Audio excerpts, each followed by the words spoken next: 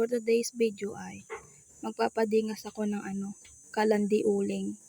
Kasi naubusan ng laman yung gasulit ko. Kaya dyan ako muna sa kahoy magpapadingas at magluluto.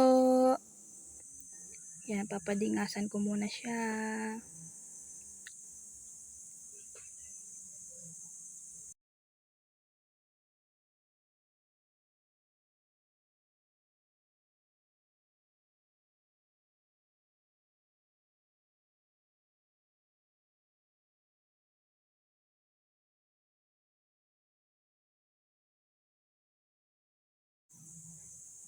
Pinabilisan ko na nga yung pag-aano dyan kasi ang haba-haba niyan. O yan, hinihipan ko na siya. Grabe ang usok niyan. Hipan-hipan lang para kumalat yung baga. Yan na siya.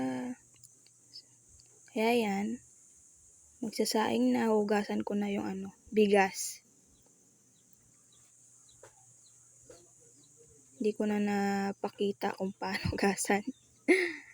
Yan na, hugasan lang siya.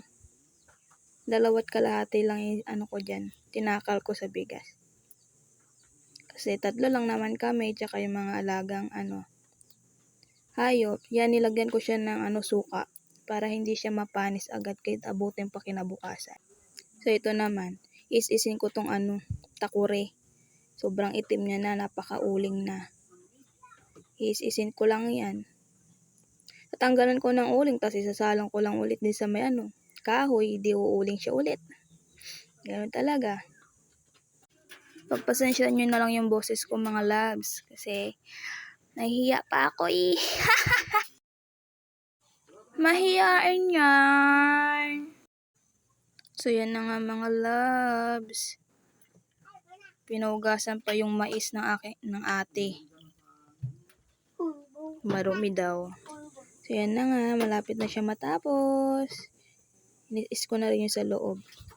Hindi siya masyadong natanggal kasi talagang ganyan na yan. Pati yung takip niya.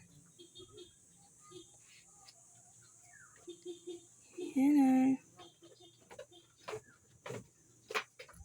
Pati yung lababo is-isin na rin talsik-talsikan ng uling. So guys, yan na. Tapos na siya. Isasalang na siya sa labas. Yan naman, sunod natin, lilinisin ang kwarto. Sa kabilang kwarto yan. Dami na kasing alikabok. Hindi kasi nagagamit yung kwarto na yan eh. Bihira lang magamit. Doon kami sa kabilang kwarto natutulog. Kaya yan. Diyan lang nakalagay yung gamit ng mga bata. Ilinis-linis ko lang yan dyan.